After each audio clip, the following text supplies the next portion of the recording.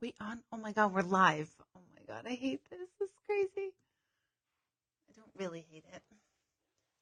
So my screen doesn't yet show that anyone is on, but I don't know if that's true or not. Oh, nope, there's 7 of you already here. Just give me the thumbs up that you can hear me, and I am going to be looking for my chat page because I don't see that right now. Gosh, every week is like starting all over again. Oops. I'm like clicking so many things over here and nothing's happening. I can't see my chat, which is kind of a problem. Hold on, kitties. Yeah, I don't know. Where's my chat? I can't do any of this without my little chat. I'm seeing that 21 of you are in here, but I can't see you yet. Oh, wait, there we go. Okay. So funny. Okay, let's see who's here. Good morning. No, not good morning. Good evening. Oh, can everybody hear me okay? Just give me a thumbs up. And then also while you're tuning in, this makes me laugh every time. Oh my God. I still don't have the hang of this clearly, but just type in if this is your first night tuning in. And if it is, wherever, just tell me where you're tuning in from. And then I'm going to tell you guys, I literally got no sleep last night. Like, I don't know what was wrong with me. It started with like my son singing at 11 o'clock at night while he was in the shower, which his shower is on the other side of our wall. And I just couldn't get the fact that he was singing out of my head. So that started me not being able to sleep. I finally went to sleep and then I woke up with this like ridiculous dream. So while you're all joining me and telling me where you're coming from and if this is your first time or if you're just like a regular listener, this is great. I'll go over how this all works. For those of you who don't know me, I'm Deborah Hanlon, and I am a medium, which drives me crazy. I hate titles. I am somebody who really cares about people, and I care about people, and I care to help them in whatever facet that is. Oftentimes, it's dealing with grief or dealing with blocks and helping people release or at least get insight into the blocks. So that's my title. I'm a mom of 3, but technically 4 boys now. We have a packed house. So, I'm seeing everybody. This is fabulous. Regulars, everyone, good evening. Rachel, thank you. I'm so excited. I just love that you guys are so into this. So people keep saying, thank you so much for doing this. And I'm like, this totally feeds my ego. Are you kidding me that people actually care to tune in? So, I have so much to talk about, so much, but I didn't sleep last night. And I had these wild dreams, and I don't normally remember my dreams. I'm not going to go into what the dreams were, only because I just don't want extra input on them just yet, because I'm totally like analyzing my dreams and intuitively kind of feeling my way through them. And I don't want to share that part yet. Maybe next week. You have to remind me. But dreams, every time I'd fall back asleep, I'd get into this like ridiculous dream. And then I started like getting panicked and like having anxiety because every time I woke up with this like ridiculous dreams, but it's fine. I'm also starting a new round of modality of healing that really, really is reconnecting my nervous system because of issues I had a year and a half ago.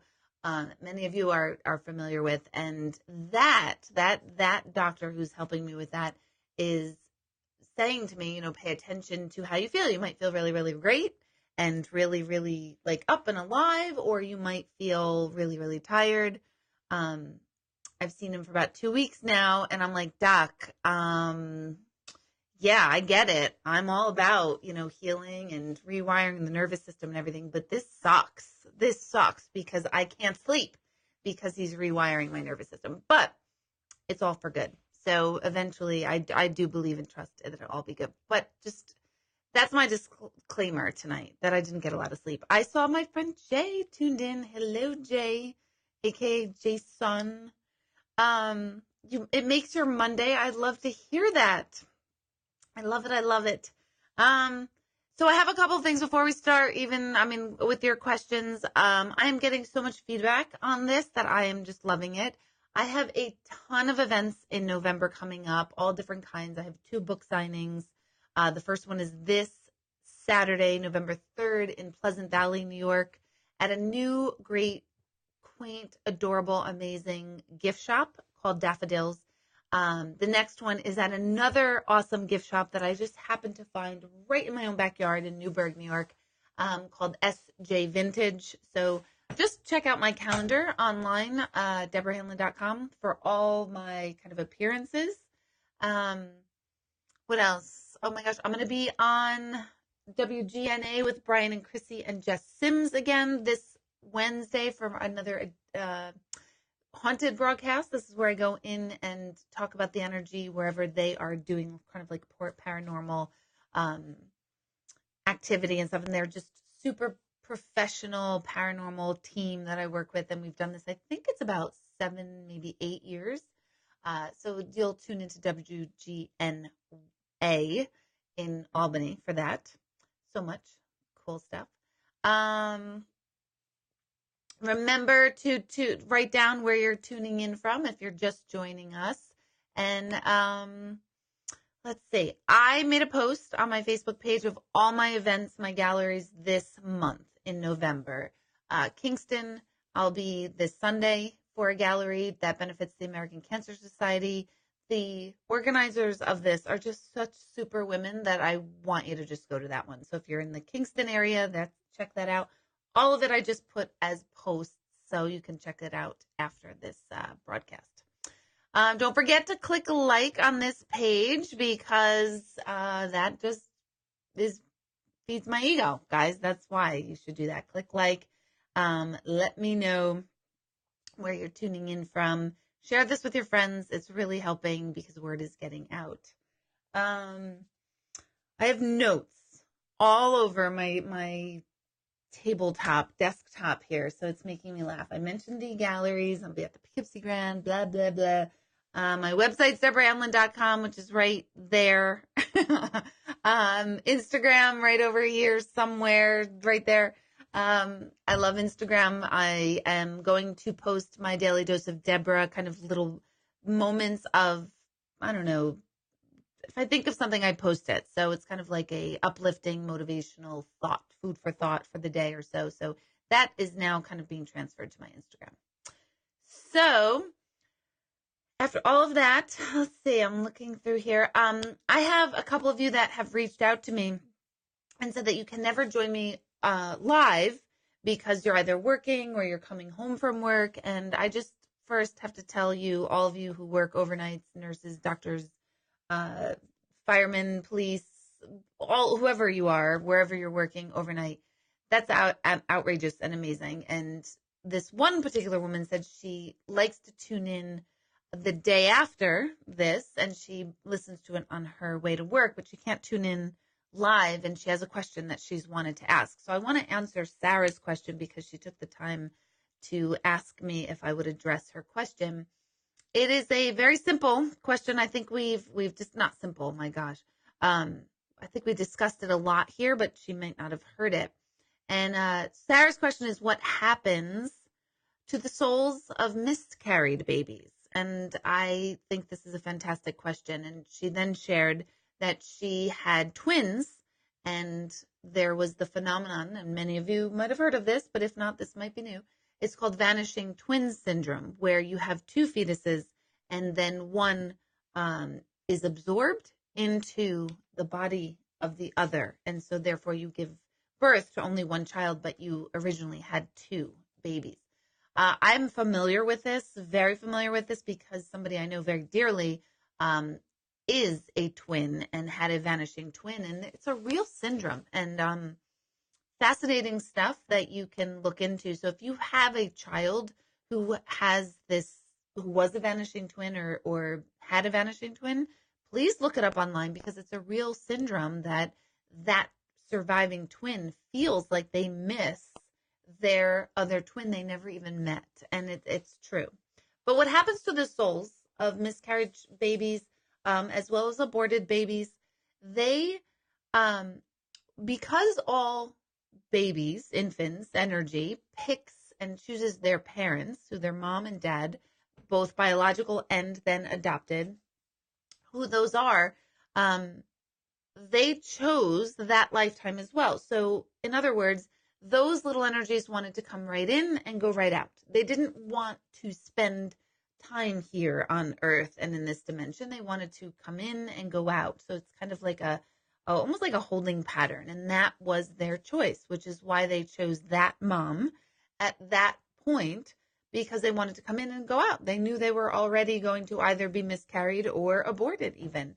And I know a lot of people, have religious beliefs and strong moral beliefs about it. And I hold all of those very strongly. Everybody has their own heartfelt opinion. But from my vantage point of what I do, those souls cross over, they go on, and you are actually giving them exactly what it was that they wanted, which was to come in and then go out. So that's what happens to the souls. They go back into what I call the collective whole. For those of you who haven't gotten the book, I discuss the collective whole a lot in my book. And the collective whole is really the space where we go when we pass, which is also the same space where we are before we get born into this world. So I totally hope that helped you, Sarah. And if not, you can write back to me.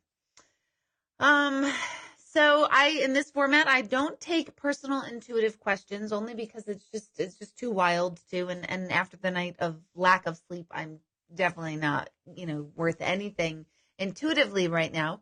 But tonight is all about questions about all of it, about energy, about the other side, about the here and now, about blocks, how to meditate, you name it. You guys have phenomenal questions.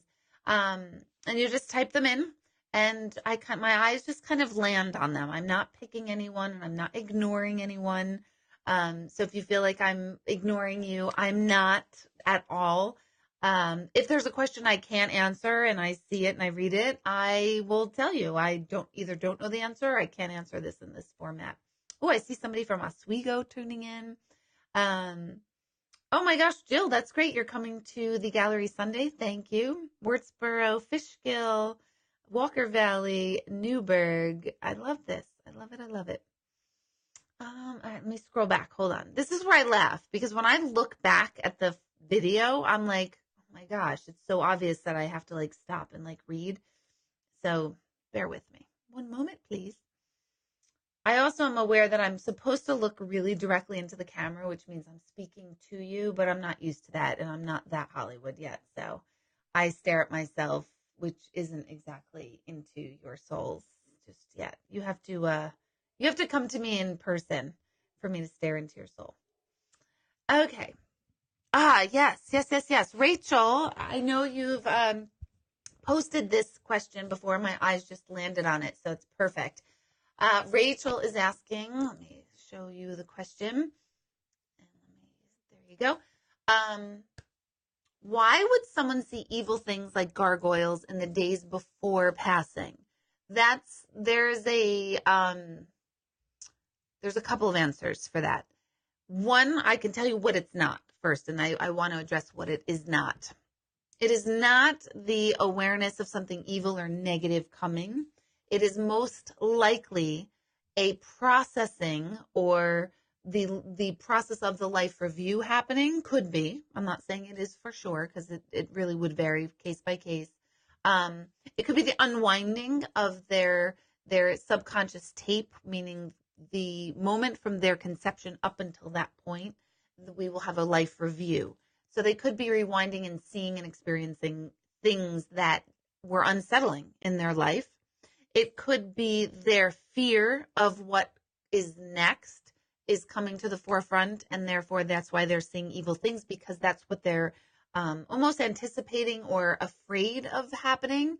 So that's something that's super, I want to say normal. I don't hear it often, but it has come up over the years.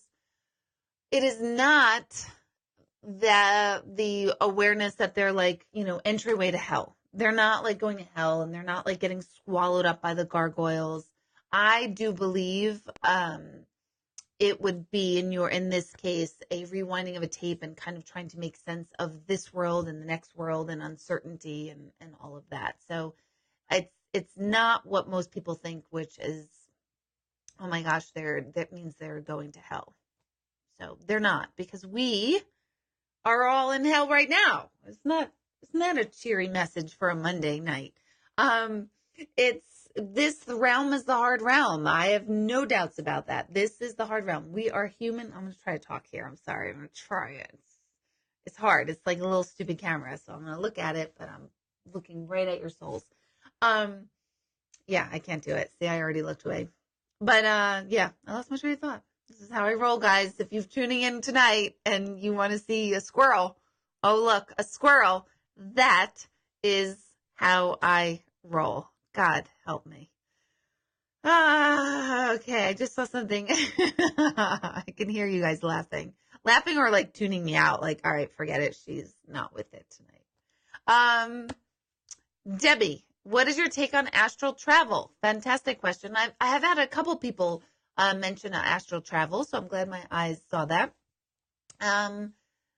One, we do it every week when we do meditation class, which is this Sunday at 7 p.m. at my center in Newburgh. I'm adding also a virtual meditation. I believe the registration will be open tomorrow for it. Virtual meditation is when you can tune in from your homes just like this, only you're going to get a special key code password so that you can join in with me. And this is where I will walk you through. It's going to be just like this. You'll see me. You will have the ability to see you back. So if you want for me to be able to see you, you just have your phone or computer pointed at you. If not, just point it up at the ceiling fan that a lot of people do. And I will walk you through the entire process of a guided meditation. So that's November 11th for the virtual. But astral travel is when you are still in your body, meaning you're still here and alive, but you travel to other dimensions, other spaces, other realities, maybe in the past through memories, maybe in the future. We do this every single week at meditation at my center. So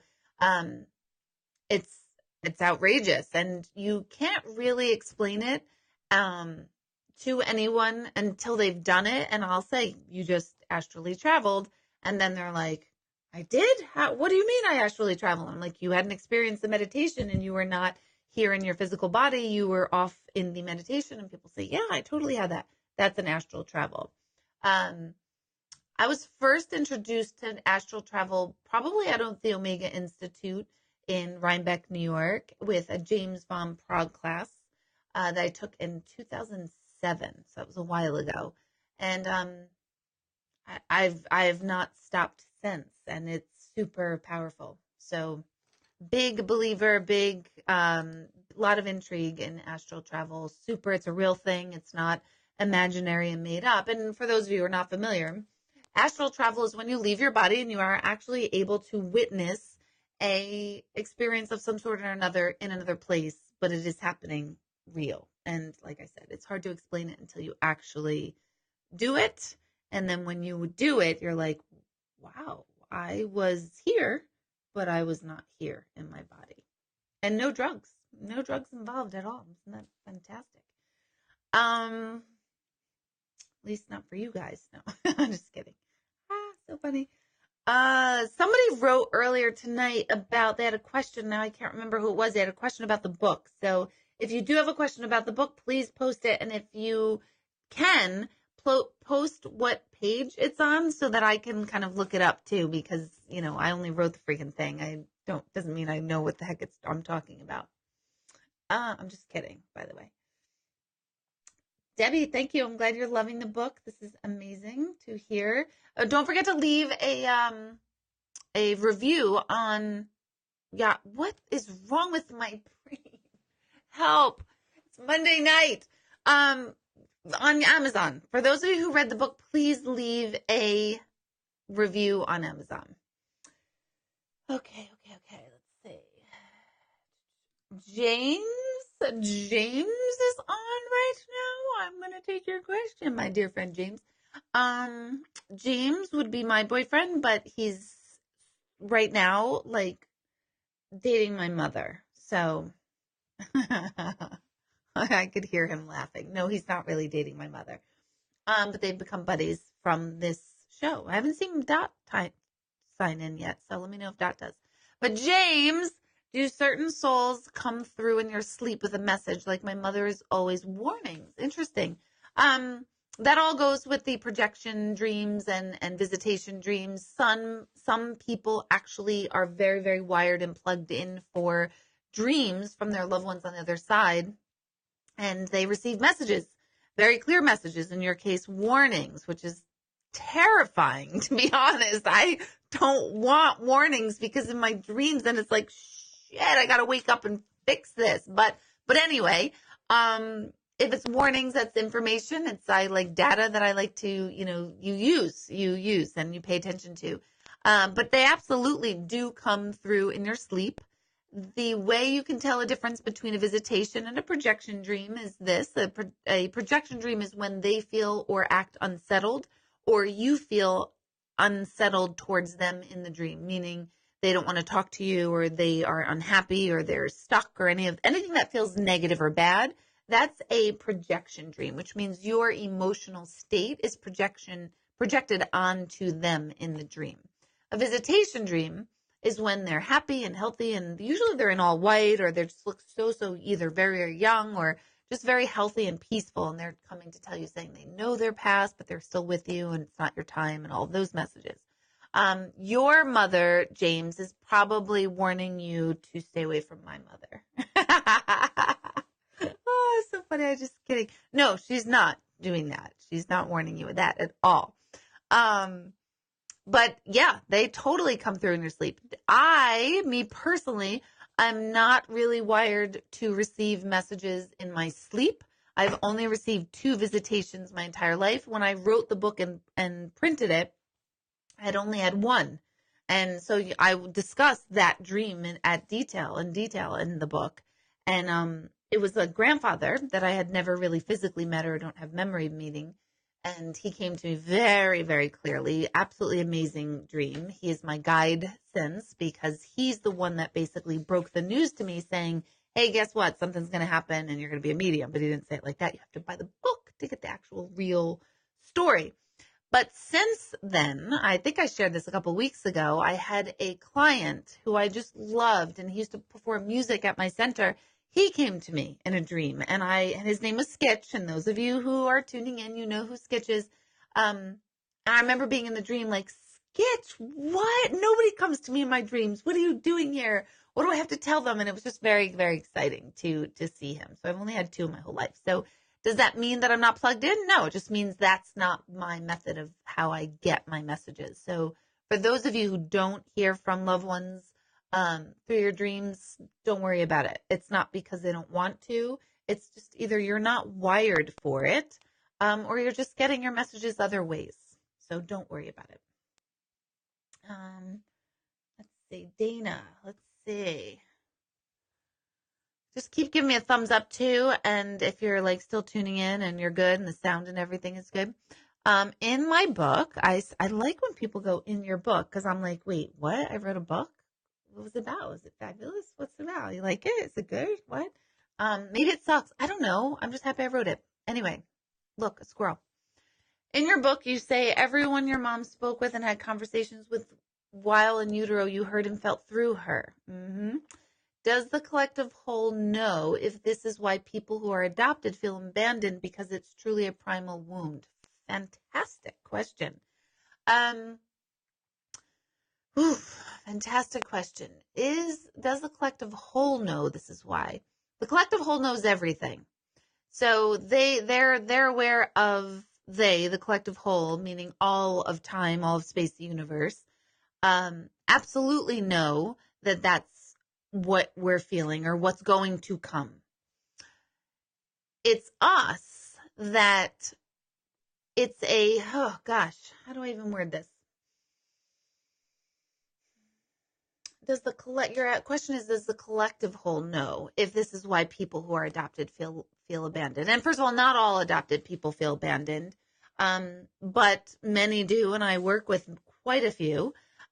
Because there is that energetic feeling of not being with your DNA. And it's why? Who knows why? We don't know why.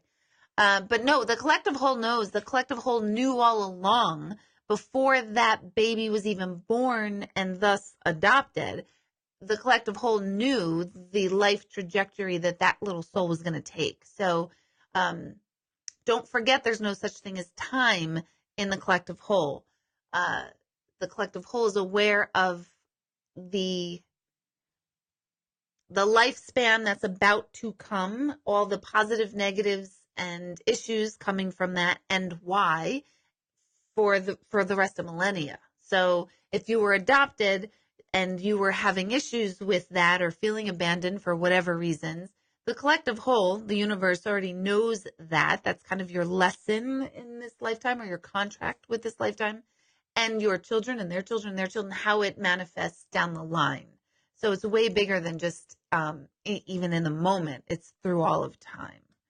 I don't know if I really answered that well. So if not, let me know, and I'll see if I can catch your comment on it. Let's see. Where's my dad when I need him? I know one of these days I'm going to have my dad call in, because I have this feature where I can have two of us online, so he can tune in with us. He will like that. We just have to get my stepmom or my sister out there to set it up for him. What is this about a priest? Hold on, Laura. A priest told a child that his pet would not be going to heaven. Really? Really? What the fuck is that about? I'm sorry. Excuse me. Those of you who don't know I curse, I do. And that's the way I roll. That's ridiculous. That's absurd. And that annoys me. And I'm a big believer in all religions. I don't subscribe to any of them. I have studied all of them. That's insane. No, pets go to heaven. The Pope has talked extensively. Current Pope, who I do like, has talked extensively about how our pets go to heaven and who actually makes it across. I think this Pope is quite phenomenal and quite plugged in, to be honest. But no, that is not true. And I don't like hearing anyone saying that to a kid, to a human, let alone it being a priest or a nun or somebody in a spiritual role. Because absolutely not. Of course, it's energy, it's love, it's a manifestation of the universe or of God. Of course, it's going to go and cross over and go to the other side. So that makes, to me, no sense whatsoever. And I'm going to leave that be, because that just pisses me off. In a spiritual way, of course. And I'm sending love and energy to that priest. No, I'm not. I'm really not. Hold on. I see Dawn. I had one for my ex-husband, just his face popped up and he said it's okay. I'm assuming you're talking about like he popped in a dream. So if that's the case, Dawn, yeah, that you don't make that up. We can't make those things up at all. So if he's just popping in saying I'm okay, that was his little, what I call a wink, like saying like, yeah, I'm here. Everything's cool. It's great. Okay, let's see this one. Patricia.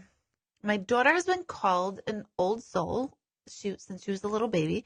She always says to me, Mom, remember when we did this? And I looked at her like, okay, I have no clue what you're talking about. And she will give me details, and I promise I'm not forgetting things. Does this mean she experienced these instances in a past life? Very, very, very, very possible. Children remember their past lives often and have discussed them a lot. And I think I shared this with the one of the weeks. One of my sons, when he was about 3, said to me, you know, Mom, I used to live in Bethlehem. And I did not introduce religion to my children, any one religion. And at that time, I was more into non-Christian religions only because that's where I was at. I'm not saying any Christian or any religion's better at all. I study them all, love them all. But he was not exposed to anything Bethlehem, anything like that from me. And I said, oh, really? You're from Bethlehem, really? And he said, yeah. And I said, what'd you do in Bethlehem? And he said, I protected Jesus from the bad people. So for this kid to know Bethlehem, that there were bad people around Jesus, like, I don't know where he got this from. And we didn't have, family that was religious that he was exposed to. And I was like, holy crap, that's pretty cool, and so who knows? Kids talk about this stuff. Pay attention, listen, acknowledge it, normalize it. When they stop talking about it, then you stop talking about it. That's always my rule. So kids tend to bring up these amazing things about the other side, like, oh, look at Poppy standing right there. And of course we want to go, are you serious? He's there. What does he want? What is he doing? What is he saying? Like all of that. But when kids, they see it and then they go, they shift gears very quickly, and we have to go with their energetic flow, meaning when they see it, express it, talk about it, be very normalizing of it, and be very real and present with them. And then when they're like, no, they're gone, or no, I don't feel like talking about it anymore, you have to let it go. So that's something very, very important when anything dealing with kids with the other side.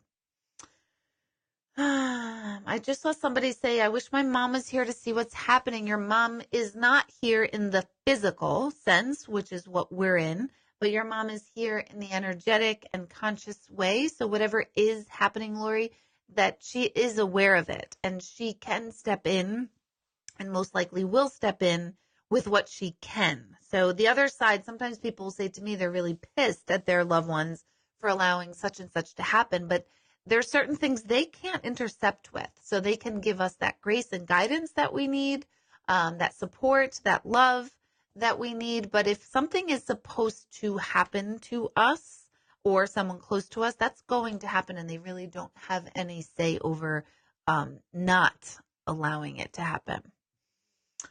Oh, Jamie, this is interesting. Do you know the meaning of being born with a veil? And I was born with one. Very cool. I know very little about this. I do believe, but I could be completely wrong on this, that it is a very Irish thing, or something very known in the Irish heritage. That's what I've been told. So I don't know if that's true or not. I did one time have a client tell me that they were born with a veil, and this is how I first heard about it. And a veil is I almost want to say a piece of skin that is grown over the face of some sort. And the discussion about this is that people born with this had a very, very intuitive or psychic sense about them. And I can be completely butchering this. This is not my forte, but I'm aware of it. I was not born with one, as far as I know. I'm pretty sure my mom would tell me. But I'll never forget that a client who told me about this told me all about the veil and how it's a piece of skin and they're born with it, and it means you're very, very intuitive and psychic. And then she proceeded. Listen up here, everybody. Because those of you think like my life is pretty cool and glamorous and fun and all of that stuff, let me tell you about this story. She proceeded to take something out of a purse and hand it to me. And it was her skin from birth, the veil. And I was trying to be very, like namaste, I'm all one with everything, but I don't want to hold your freaking skin. I'm sorry. I don't care who you are. I don't want to hold your skin. I don't want to hold anything about it. And so that was my first experience of a veil. And she said, do you know what this is? And I'm like, no, what is it? And she's like, it's my skin. I was like, I'm going to die. Like, why did you do that? Why? So, I think I played it off really well. I think I was very, very, very good and present. But I remember like scrubbing my hands afterwards, like I'm going to die. So I don't want to hold anyone's skin. I'm going to put that. Ashes I have no problem with. People, urns, I love that. That's reverent. I don't want to hold your skin. So I'm familiar with it, but that is my big veil story. And it disturbs me. And I do get a little nauseous even talking about it right now. Not yours, though, Jamie. I'm not saying this about yours, but that truly is really, swear to God, really did happen to me. And I just don't know enough about it other than that. But I do believe it is an Irish thing. But again, I could be wrong about it. I don't know where it originated from. I don't know where it came from. All I just know is I held one. Without really wanting to be totally honest. I really didn't want to that at all. Yeah, I can. Sharon, you're laughing. I'm reading your gross, ew, people making vomit faces. Yeah, it was bad. I know. You guys think like, oh my God, it must be so fun to be Deborah. Not when I'm holding your skin. It's not. And it was too late. It was already in my hands. I'm going to throw up about that later. Okay. Let's move along. Yeah. Okay. Can't make this shit up if I tried. I'm telling you. It gets better. I've got better stories, but I'll wait till it comes up in here. Michelle, I saw your YouTube channel piece on you helping with a missing child. Yes, I did post that recently. Have you worked on other cases? Do you ever try to connect with people who have passed on your own when there are questions about the circumstances of the death? Ooh, good questions. I have worked on other cases. Here's the freaky thing. There's 4 like main cases that I've ever been a part of in one way or another. All 4 of them occurred on December 4th in different years, but on December 4th. And I remember being like, what is that about? December 4th is not or wasn't before this, a particularly, special night or day, but it has since. So all 4 were December 4th. It was either when they were missing or when they were murdered. I don't really like to do those cases because I don't get immediate proof, if you will. So if I'm sitting with a person and I say, oh, they loved your hamburgers, or it was like a thing, the person sitting from me is able to validate, like, oh my gosh, yes, that was like a thing with us. So I love their hamburgers. When you're doing a case and you're working with police, they're not giving me the validation. Like, if I say, did they find such and such, they won't tell me. So it's hard for me, and I understand they can't tell me, so it's not even against police at all. They can't tell details of the case. So I don't get the immediate validation that I need and like as a human, not even as a medium, but as a human, to know that, like, am I right? Am I on target with that? And if you saw the one I was talking about, I kept talking about a monkey, or the little boy was talking about a monkey, and then finally we found a monkey on the property where he was. And that was instant validation, so that was helpful to me. So I don't do that very often. I will only do it if I'm called. I certainly won't call police up and say, hey, by the way, I'm this psychic, because honestly, I respect police too much to bother them. And I'm sure they do get a lot of that. And I think their work is so amazing and important. And if they wanted my help in those cases, they asked for it. So that's great. And that's how I work with that. Do I ever try to connect with people who have passed on my own when there are questions about the circumstances of their death? Yes and no. Because of the one I posted on YouTube. In that one, I explained how I said to the little boy who was missing, as soon as I heard about it, and it was right here in Newburgh, right where I live or where I work. And I remember saying to that little boy, listen, if I can help you, you have to find a way for them to ask me. And within an hour, someone was calling me saying, can you help us? And I knew that was that little boy, Mark, who I was like, okay, he heard me. And so in that instance, yes, I will say that to them and kind of throw it out there like, hey, if I can help you or your family member, let them find their way to me. I will never reach out to somebody else. I know that really horrific limousine accident upstate in Shokari, I think I'm saying it incorrectly, New York, where 20 people were killed in the limousine. Same thing with that. I said to them, listen, if I'm supposed to help any of your family members, have them contact me or have them find a way to me. And I do believe and know that will happen whenever that's supposed to be. But I don't seek it out. Other than that, I'm trying to think of the other few cases that I've worked on. They've all kind of followed suit. So I've been fortunate where the people contacted me. So I hope that answers it. And for those of you who are wondering, like, what are you talking about? What YouTube thing?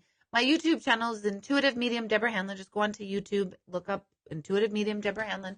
And I've pre-recorded a ton of episodes just very similar to this, just answering your questions. So about 5 years ago, I recorded them and I had people send in your questions and then I just recorded them. So a lot of their questions I'm answering tonight are on there, but there's an episode, and I forget which episode it was on YouTube, where I did work with police, and it's I had a film crew actually follow me for that. So that's a really fascinating story, and it was amazing.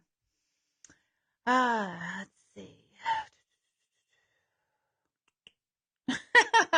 I just read where you said it could have been a placenta in my hands.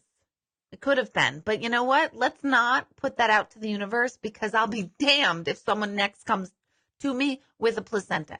It was bad enough when my ninth grade biology teacher, Mrs. Barrett at Newburgh Free Academy, kept her placenta in a jar and proceeded to tell us about it. Mrs. Barrett was a hardcore science teacher, and God bless her, but I remember having the same kind of gag reflex, and I didn't even really know what a placenta was at that time, because I was like, ninth grade. You're not really thinking of placentas. This is a fabulous night. I hope I'm like, oh my God, are you all nauseous? I hope you already ate. Or if any of you are on a diet, I hope I'm helping you with it right now, because I certainly don't want to eat. Whew. Fun Monday. All right.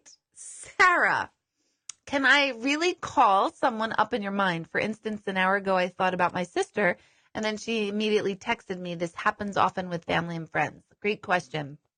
I believe absolutely. We send these messages through the ether. There are certain people where we just have these very, very easy connections with. And then others, it just happens, and you not necessarily can make it happen every time. So that is you kind of sent out a vibe into the ether and into their energy field. So when you think about someone physically here and deceased too, but let's talk about the physically here.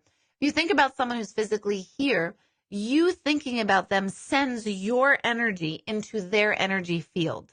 So when you say, just wondering how they're doing, it's like bloop, you bloop, my word, bloop, you pop into their energy field, and vice versa. Sometimes they're thinking about you, and all of a sudden you kind of pick up on that energy, and you start to feel like, oh, I wonder how so-and-so's doing. So it happens all the time. I think we really need to practice this.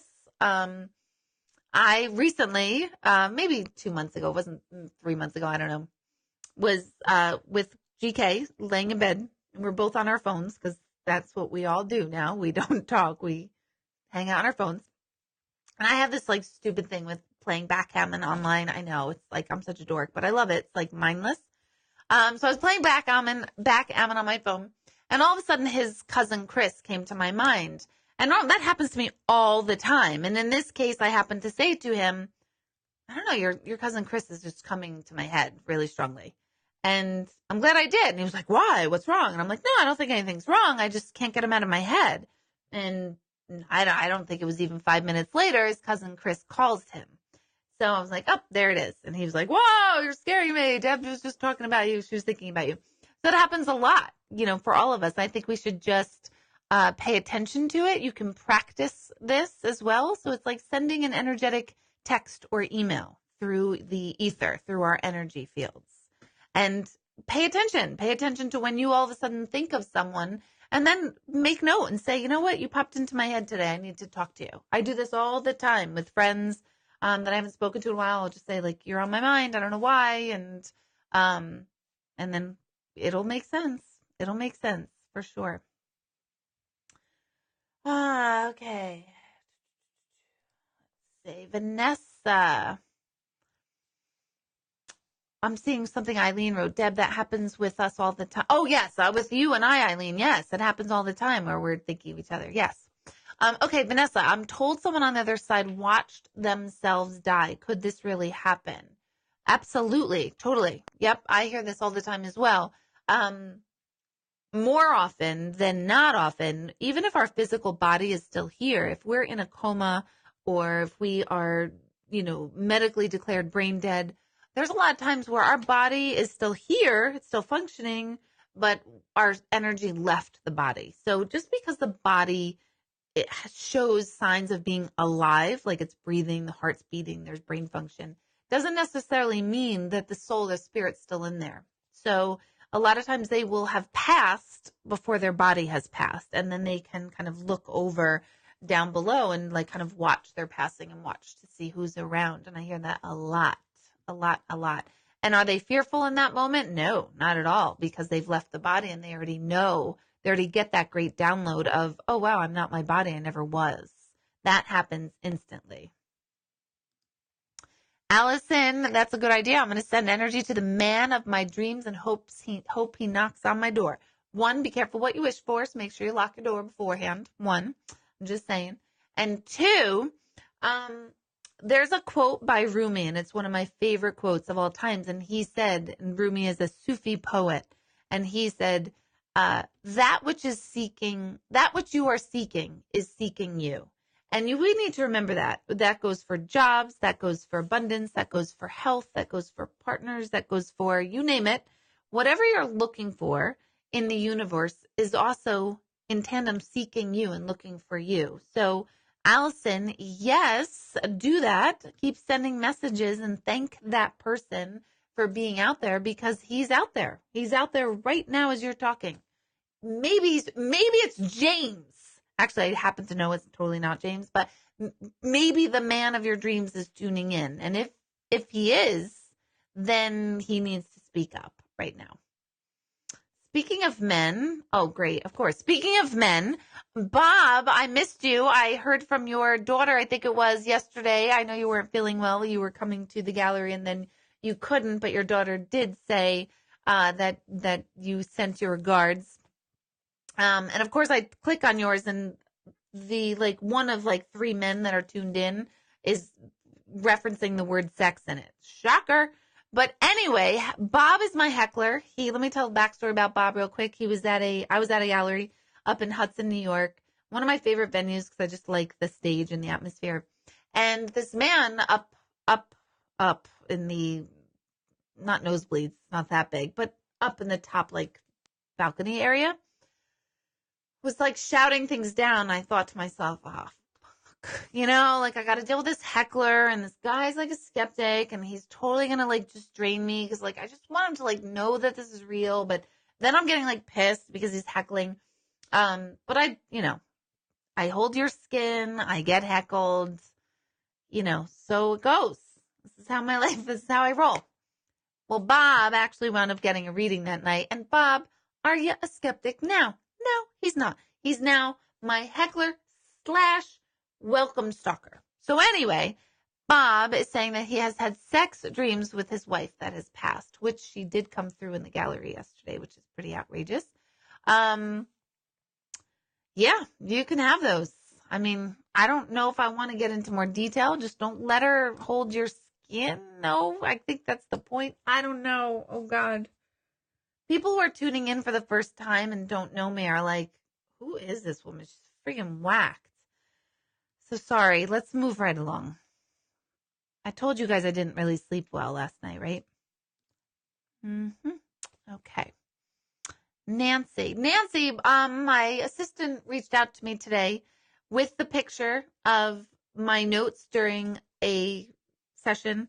And I hope she got back to you, but the thing that you were questioning was regarding Florida. It says FLA, in case she hasn't gotten back to you yet, but she did bring it to me today. But Nancy is asking, can you, Deborah, connect with the soul of a loved one who has reincarnated?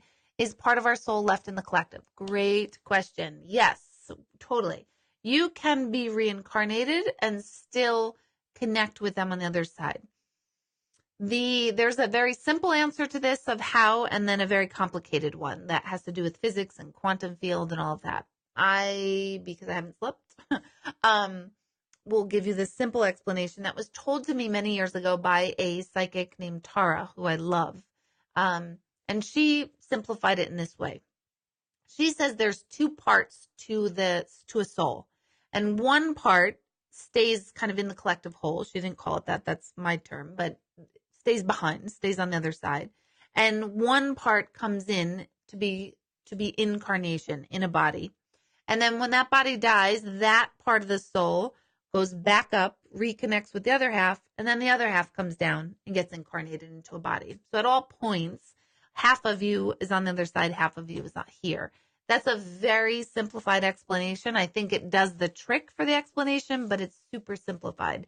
It more has to do with the quantum realm and how time never, ever exists at all, and that all things happening in the past, the present, and the future are occurring right in this moment. So at any point in time, we can connect with our past, present, and future selves. But that gets a little more haywire. Okay. I'm seeing you guys laughing about Who knows? I don't even know. Oh, here's a good one, Laurie. You've got great questions tonight. If a man gets married, the wife dies, he remarries, who gets him in heaven? Well, in the case of my ex-husband, I don't. Whoever wants him can keep him on the other side. I'm good. But spiritually speaking, I wonder if he's tuned in. That'd be great. So that is a human concept. So like here, and this goes obviously man, woman, woman passes, man passes, same thing, same difference. But we're attaching a human logical situation on a non-human experience. So here we say we're married and this is my husband, this is my wife, and it's no one else's. And it's very territorial here. It doesn't happen that way when we cross over. So if someone's married 1, 2, 3, 15 times, one, stop, get the memo. But if you did marry several times, you get reunited with all of them. The love is the same and different with all of them because love is the same and different with each person. And everyone coexists. There's no jealousy. There's no, oh, wait a minute, that's mine. It's not like sister wives or anything like that. It's bigger than that. It's an acceptance of as soon as that other person passes, she or he already knows who is next or what's coming next and what's going to happen. And they're not upset about it because they know they're not here in the physical and they know that we still are here in the physical and that we are going to have physical relationships or can or allowed to. And I don't want to use the word should because, maybe that's not your choice and what you want here in life. But if you do happen to have another relationship or several, that's totally fine and normal. That's what we do here in the physical. When we cross over, we all live happily ever after, which is why I'm not dying because I'm not getting reconnected with my ex-husband. Anyway, we've been fine too. I just like to say this shit. Okay. Let's see. People are laughing because of Bob. Thanks. Okay, I'm seeing Donna. Let's read this. You're going to try again. Oh, did you write this again? I don't know. Do those family members or friends that have passed miss us? Do they grieve us and not being able to physically be with us anymore? Amazing question. They don't miss us. But again, we're applying a human concept to a non-human experience. So they don't miss us, not because they're like, oh, that sucked. I didn't like that. And I didn't like you. And now that I'm over here and see what heaven's really like, you didn't matter. That's not what happens at all. They cross over and finally get reconnected in a deeper, more intimate, true way of connecting when we've crossed over. So they can finally see who you are as you are and not who you are as their perception of who you are. So the deceased actually wind up becoming more connected with the living than ever before, which is why they don't miss us because they're not disconnected from us. In fact, they're more connected than ever before. They can be with you and 5 million other people, places, and things at the same time where we can't. So we have human limitations just based on our energy is housed in our body, and wherever our body is in this instance or in this time is where our energy is. When we cross, we don't have a body, so we're everywhere and anywhere just by our intention and the way our mind thinks and directs the attention and intention. So no, they don't miss us, but it's not because they're done with us and they're past us. It's because they're so connected with us and they understand us way better than we even understand ourselves. They also see what's coming for us. So they don't miss being in the physical because they don't not feel like they're not in the physical. They do feel like they're here. Kind of like Ghost, the movie Ghost, where like she really felt that she was here. Bruce Willis in Sixth Sense, which the rest of Sixth Sense I thought was garbage, but meaning that creepy, like I didn't cross over and I didn't know I was dead and all that stuff. I don't think that's accurate at all. I'll take the words I don't think. That is not accurate at all. But they are aware that they are in spirit, which is why they're lighter and happier and airy. but they're still connected to you. So they don't miss the hugs and kisses, although they'll sometimes say, like, I miss your cooking, I miss going to the movies, because they know you miss that. But they don't really miss it because wherever you are, they are. So that's a really, really, really great question. And hard. That's a hard one for people here. And sometimes I wonder, I don't understand why it's so hard for us here. Again, this is probably because this is my world. This is all I talk about. This is all I know. Literally, all I know.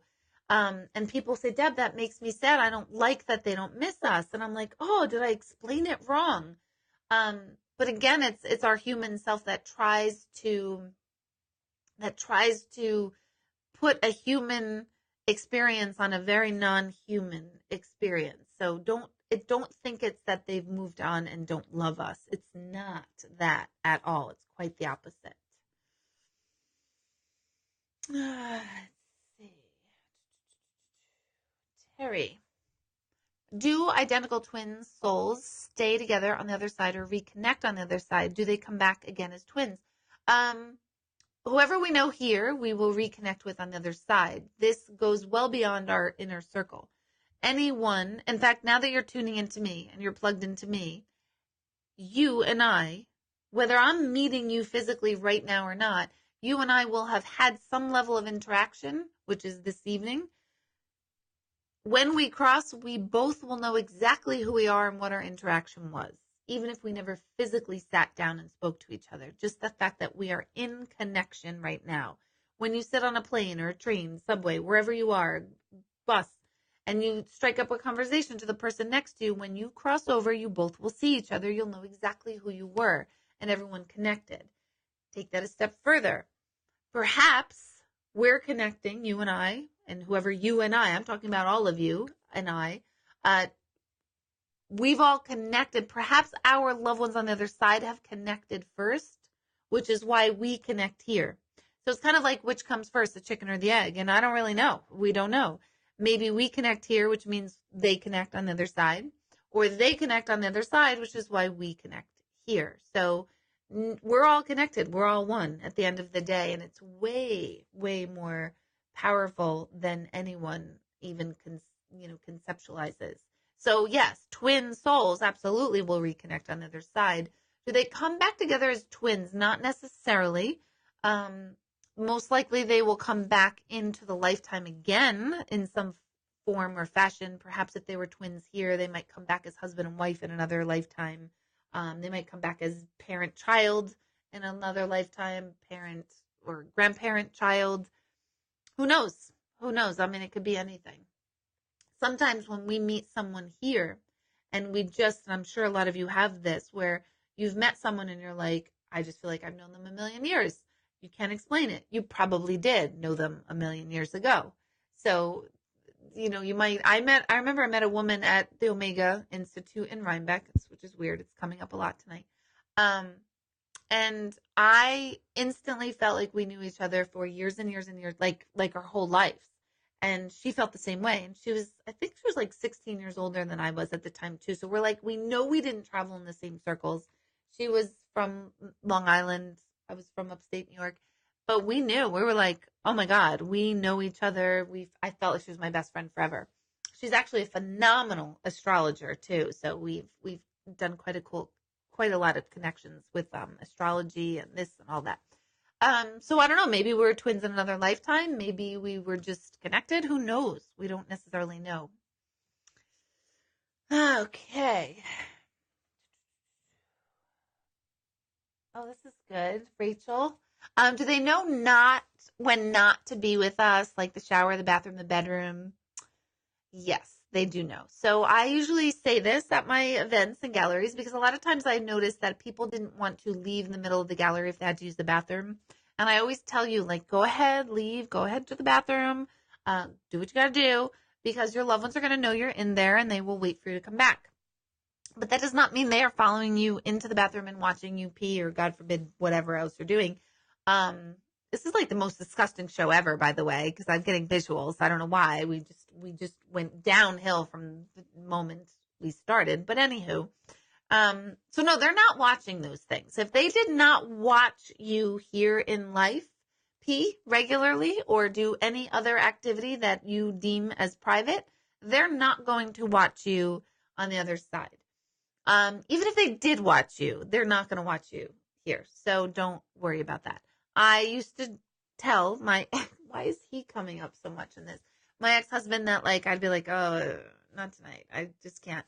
And, I would say I can't because your grandmother is at the foot of the bed and that's just awkward and weird. And that would just shut him down. He'll be like, oh, my grandmother Priscilla's here. I'm not doing anything. And she wasn't. I was totally lying, but that works. So if you ever want an out, just tell your significant other their mom or their grandmother is at the foot of the bed and you won't have to worry at all. And I say this is like, I know I sound like a jerk about it and it sounds funny, but it's true. So it's funny, but it's also true. Whew, moving right along. Let's see. Let me try to take someone I have not taken from yet. Oh, Jackie, girl, how are you? Okay. If you have instances where there are times you can't stop thinking about a person who has passed and you feel grief, but there's other times, like the majority of the times, where you're at peace, can that mean the person is visiting or around you? Absolutely. When you feel them in any way, shape, or form, whether it's in grief or feeling okay about them, or even feeling indifferent about them, that absolutely is a visit. It's just like they sent you a text which made you think of them, or you're thinking of them, which is like sending you a text. Like we talked before about kind of sending your energy into someone's energy field. We could do this with the deceased as well. So the moment you think of them and you are conscious that you are thinking of, meaning you're aware that you're thinking of them, that is like sending them a text or picking up a phone call. And sometimes it goes to voicemail. Sometimes they pick up right away. Sometimes it rings and rings and rings. So just think of it in those terms so that you don't feel like, oh, I don't feel anything. They're not around you. Because if you called someone here and they didn't pick up, you would just go, oh, they're not picking up right now. They must be busy. And I want you to apply that same logic in a way to the other side. But absolutely, that person's visiting around you. Even if you're not at rest while you're thinking of them, it could be them visiting you. So what I'm trying to say, too, is just a thought. A thought isn't just necessarily just a thought. You know, we can think of them, but I want you to start thinking like, oh, every time I do think of them, it's kind of like I'm reaching out to them or they are reaching out to us.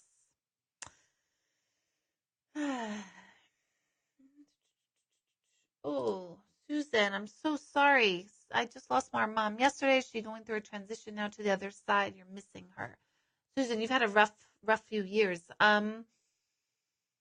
I won't tune into her specifically right now, although I am talking about, and we're working out the details for me to do a virtual gallery. So it'll be just like this. Everyone will be online, a little more interactive. I'll be able to see you instead of read your posts. And then I'll do that through the internet. But so I won't literally tune into mom for this answer, but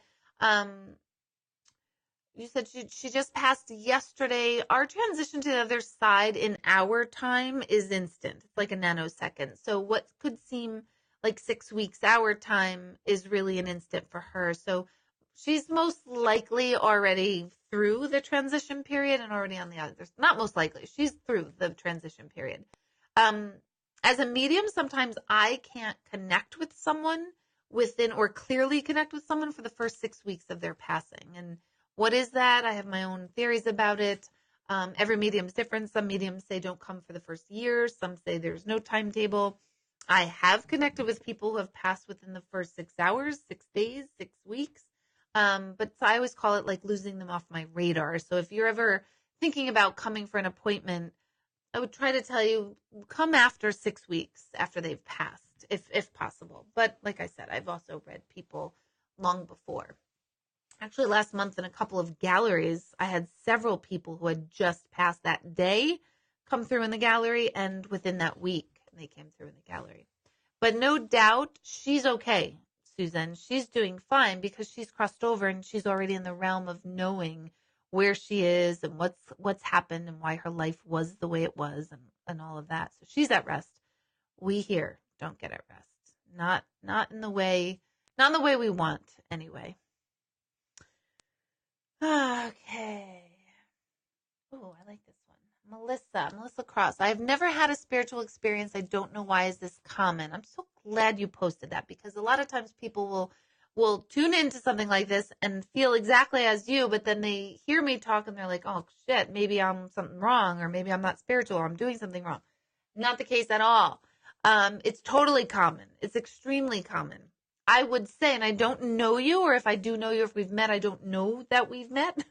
But I would say one is that you are wired differently, meaning you're wired for very concrete, tangible results and experiences. And people who are wired like that tend to not feel experiences much. It doesn't mean you're not having them. It just means you're not aware of them. So for you, and for people like this, I don't know if this does describe you, but for people who are wired that way, they need the proverbial burning bush in front of them, undeniable, like, wow, look at this. Oh my gosh, they lifted the pen off of Deborah's hand and it's levitating into the office. And then that would be your spiritual experience. If that happened, I'd bolt and I'd be like, see you guys later. I'm not doing this anymore if this levitated out of my hand, because I don't like that. But it's really just how you're wired. I have a lot of times sat with siblings in particular, where one sibling is very, very much into all of this and quote unquote spiritual, but everyone's spiritual. Everyone. I don't like when people go, I'm a very spiritual person. Because then I'm like, whatever. Let me not go into that. But anyway, I'll have like two sisters, and the one who's the non-believer in the other side and that they can communicate is typically the one that gets most of the visitation dreams from, say, their mom. And the sister who is the believer is sitting there with me and is like, I don't understand it. How come mom comes to her in dreams but never comes to me in dreams? And I will say that makes total sense, because she is not the non-believer. So your mom is going to come through, or whoever it is going to come through in a dream, because your sister, can't deny that, can't stop it, can't reset it, can't explain it away. To her, it's just a dream, but to everyone else, we know it's a visitation. So typically people who are wired for very, very sound logic, facts, data that are so, so tangible tend not to just allow their brain to kind of stretch a little bit into an intuitive feel. That does not mean you don't feel for other people. It's just that you are wired differently. And believe it or not, Melissa, I am wired like you. I am more scientific and more proof-driven than I am a feeler. So if I feel a sign as a sign, I still want that like additional proof. I get it every day. That's the name of the book, In the Presence of Proof, because I am in the presence of proof of an afterlife every single day through all of you. Because I know I don't know you when I sit with you, and I know I don't know your loved ones, and yet I know them. I feel them. I can give you messages that make very, very specific sense, and that is my proof. So therefore, I'm in the presence of proof of an afterlife. Sometimes you just need that one experience for you to really, really see what it's like and see what it's not. So in the meantime, I would challenge you to ask the other side for a sign that will be clear and specific to you. I would not tell them, like, do this. Like, don't say the whole, like, levitate the pen or play that particular song. Don't tell them what to do. Just request and then thank them for letting you know in a way that feels right to you that they're around. And then just keep that thought in your mind. It might happen instantly, probably won't, but it could. Hold it for a good week, 10 days. Keep thinking of that. Keep focusing on that. It could be little things too, really. I'm not somebody who encourages people to reach for signs at all. But it's when you get that sign, you know how you feel. You'll feel like, oh my gosh, I can't believe that just happened. And then almost right after it happens, you feel like, did that really happen? Was that really a sign? I don't know. Am I making it up? And now all of that is super normal. And I want to normalize those very, very real world experiences for everyone, because I always feel like, am I doing a disservice by talking about the other side? And do I make people feel less connected because they're not getting information maybe the way I do? And I never want that to happen. You're all more connected. So I hope I answered that. I hope. And Melissa, meditation will help with that. believe it or not, activating and using your imagination will help strengthen your intuitive side of your brain. So to me, it tells me you're just very more logically wired. And you could tell me if that's accurate or not if you want to in the comments.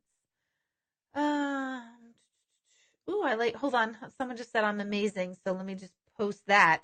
I was awesome on Megan. Oh, yes, I remember meeting you, Megan. Thank you. Thank you. Thank you. Thank you. You guys were so quiet. Guys, for those of you tuning in, they were so quiet at the gallery yesterday that I was like, they're like really dead in here, meaning the living were more dead than the dead. I was like saying funny things and no one was laughing. And I'm like, oh my God, I'm a loser. Yikes. Anyway, but thank you very much, Megan. Okay, Valerie. Oh, Valerie, I just met you too at a recent book signing, which reminds me, I have a book signing this Saturday in Pleasant Valley, New York at Daffodils, which is a really cute, quaint gift shop that's brand new. And yeah, it's all on my Facebook. No, yeah, it's on my Facebook page and on my website, and all my book signings coming up are posted. So, and there are book signings at every gallery. So Valerie, so we choose to come here and pick the life experiences we're going to lead. Why? What's the point if it's the collective we are a perfect being? I know, crazy question I had to ask. Not a crazy question. I ask myself this every day. Like I say instead of why, I go WTF. Like, what is this about? Seriously. Yeah. So in the collective whole, we are aware that we are all one. We are all the exact same energy. You, me, the 92 other people tuning in, the people who are going to listen to this after the fact, we're all the same exact energy, but we are housed or we are cloaked in a different sort of vessel, meaning my body is different from yours. And once we house the energy, we start to get this feeling of separate, like, oh, Deborah's over there and Valerie's over here and so-and-so's over there. And we experience ourselves as separate. And we experience as separate so that we can remember, it's ridiculous, but so that we can remember that really we're all the same, but we're different manifestations of the same energy. In the book, I discuss the moment I really understood how to experience everything through everyone else. We can see someone very, very, very, very wealthy, and they are the same energy as we are, but super, super wealthy. I'm that same energy, and I'm able to witness that energy as pure wealth through that other person. So therefore, I too am wealthy. Similarly, I can see someone who is homeless with nothing, and I can see that I'm the same exact energy. I'm just manifesting differently right now. And therefore, I too am homeless. And I too am every single race on the planet. I too am every animal, every tree, every piece of energy that's on the planet. I too am that. And therefore, I get to experience all of it in its separateness through each other. I can see it clearly. Because when we're all one, we don't take on form. It's all just one big energy form. Taking on form is supposed to let us see each other in its magnificence and an unbelievable manifestation, whether it's homeless, whether it's a murderer, whether it's somebody who's creating amazing peace on the planet, all what we call levels of good and bad, that is designed for us to experience the different facets of the collective whole. Unfortunately, we all missed that memo early on, and we think I'm Deborah and I have dark hair and I'm really tall and this is what I do and this is my life and it's really, really great and cool and stupid or whatever. And so is different from me because they are not that, or I'm different from them because I'm not that. And it creates a lot of schism. And I believe that's all through the human ego and how we are raised, unfortunately. And I don't mean raised by our parents. I mean raised collectively as humans. If we could only understand that what you see in life, positive or negative, is an expression of you that you decided not to choose to come in as right now, but you can appreciate them, whoever it is, for who they are, and that expression, the whole world would change. This is super high level thinking. Again, the third or fourth time I'm bringing up Omega tonight. So Omega should be calling me. Hello. I'd like to call. Elizabeth Lesser, I would really like to teach at Omega, like finally you're in my backyard. I'm just saying. But anyway, but I was at a Panache Desai workshop, and I understood how I could have it all through everyone else. And it's all in the book. I had to make a decision whether I was in a workshop, and we had a choice to listen to this very incredibly awesome tempoed music, and we had the choice to either sit in our seats to listen to it, to lay on the floor and meditate to it, or get up and dance. And for those of you who don't, everyone thinks I'm like very outgoing and loud, and I'm actually really, really not. I'm really shy. I'm only like out. Oh, hold on, I set a timer. Sorry. I'm only really loud in my work, in what I do. But if like you saw me at a party, or if you saw me at like parent night, I like stay to myself and I'm like, oh my gosh, I'm quiet. I know some of you are laughing about that, but I really am. So normally I would just sit in my seat and stay quiet and kind of be unnoticed. But that particular workshop, I decided I want to dance. I'm going to dance. And it was super blistering hot in August. And I didn't know that the songs would play for like an hour or 2 or 3. I don't even know how long it was. And I got up and danced. And I do love to dance. And I'm dancing. And I look over to the people sitting in the chair, and I realized that's me. That's normally me. Normally I'm that person sitting in the chair. And normally I'm the person sitting in the chair watching the me that is dancing right now, wishing that I would have the nerve to get up and dance, but didn't. But in this instant, I did get up and dance and have the nerve. So now I'm watching myself in the form of the other people sitting there who decided to just sit there. So my mind was blown. And then I shifted my awareness to the people all the way over there who were laying and meditating during this upbeat tempo. And I realized I'm them too. I'm meditating through them. And I'm experiencing this music through meditation, through sitting in the chair, and through dancing all at the same time, because that's who we all were. That's the boiled down version. You have to get the book for the rest of it. But that's the point. We are here to experience the separateness so that we can see each little facet of that energy expressed differently. If we only understood that we are all the same energy expressed differently, that would change a lot too, because who cares what beliefs are? It's just a different expression of the same exact energy.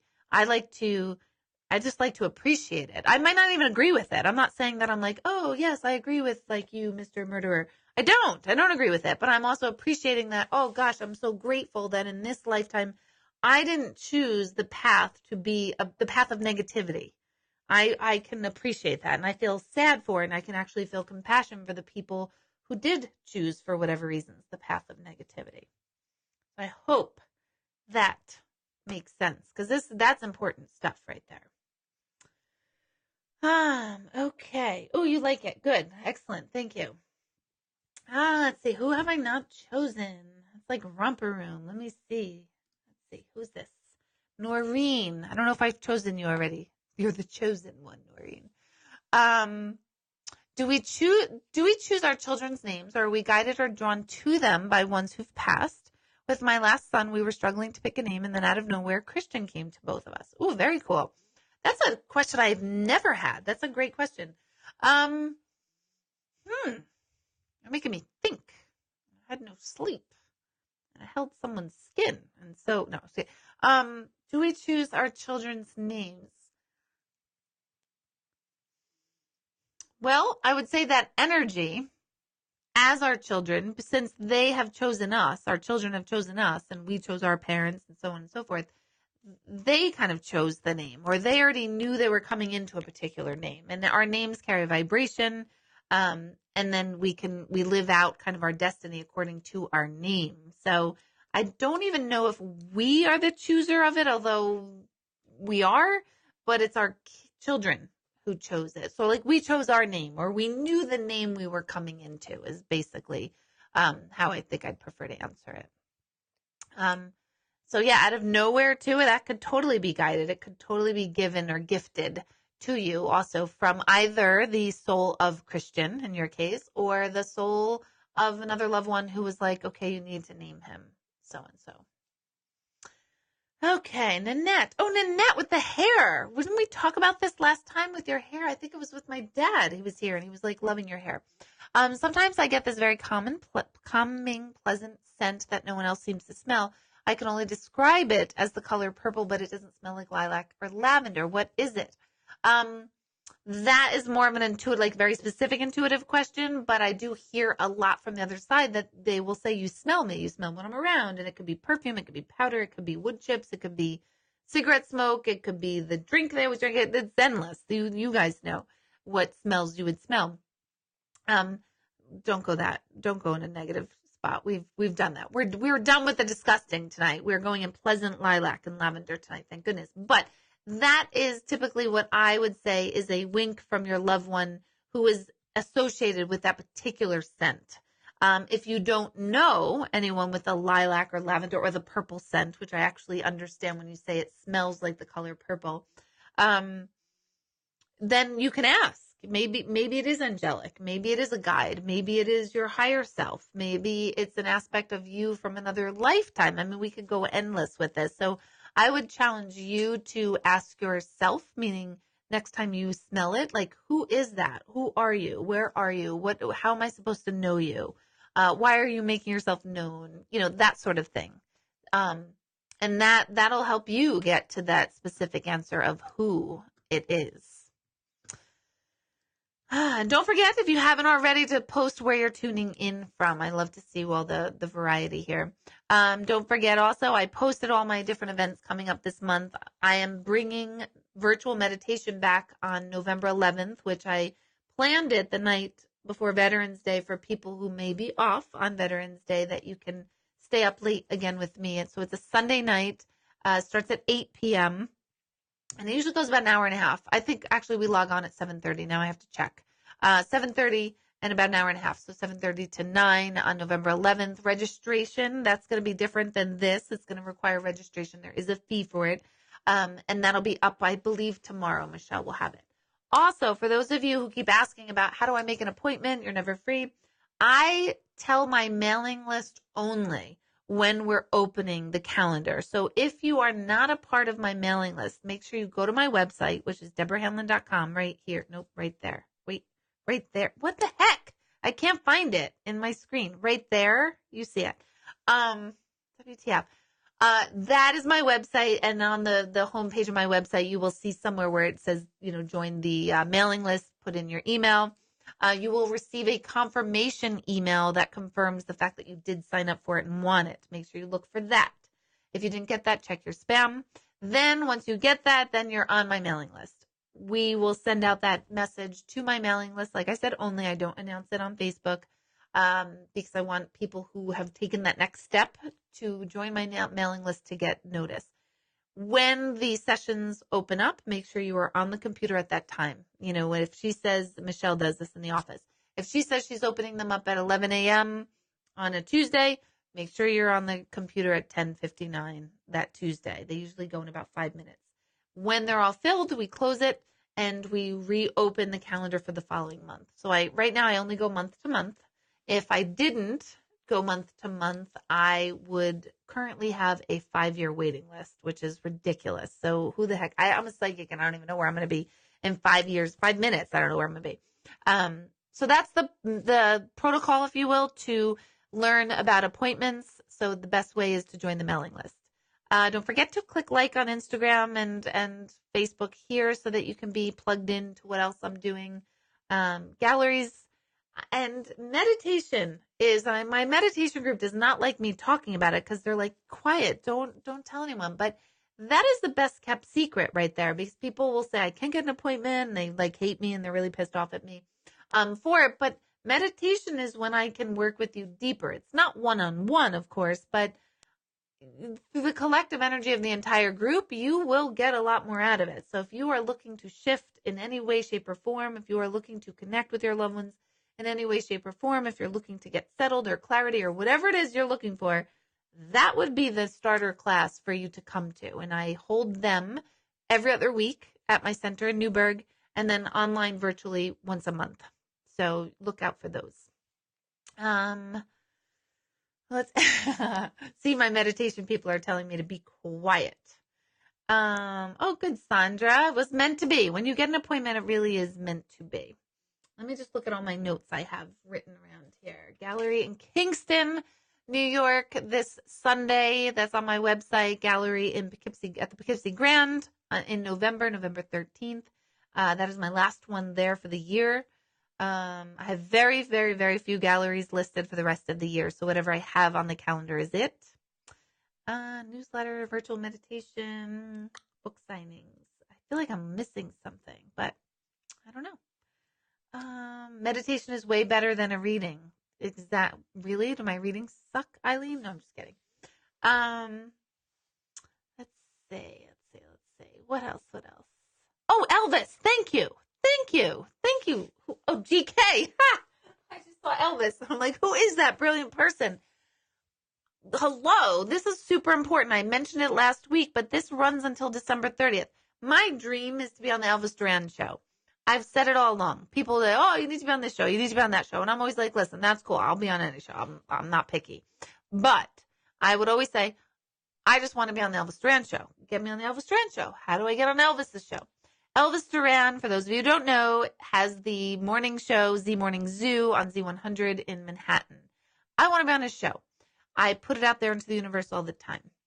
He is running a contest, and you have to go to elvistvcasting.com, and you fill out a short little questionnaire, which I find a little confusing, and I'll explain that in a minute. So it's elvistvcasting.com, and you nominate someone, in this case, me, me. You can nominate yourself too, but then don't forget to nominate me for someone who's either in the paranormal field or an interesting world field. Explain your interaction with me, explain what I do and why you feel like I should be on Elvis's show. And I really need like 1 million submissions to that because I'm going to get on Elvis's show and I love all of them. So elvistvcasting.com. You can put in as many as you want too. So do it over and over and over and over. And then this goes till December 30th and they pick, the people who got the most nominations, which with your help should be me. You guys, I held someone's freaking skin. Okay.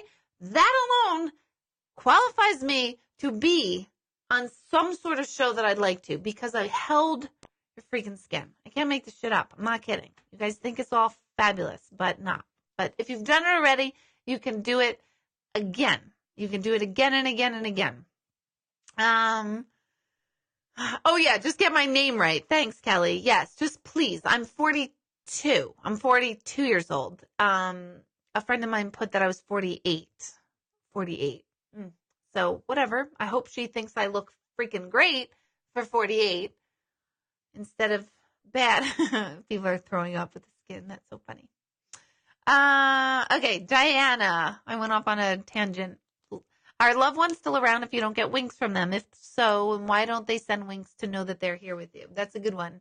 At all times, we go through this period where we feel like we are disconnected from someone. And I remember early on with my mediumship, I felt that I was losing the connection with the other side and that I must not have been able to do it forever. And early on, I was very, very fearful that I would lose this ability because I thought, oh, shoot, like as fast as I became aware that I had it, maybe it could go. And that's not true. It doesn't happen like that. Sometimes we just don't need it as much. Sometimes we are in that space where we're okay and we don't need it. And that's super valid.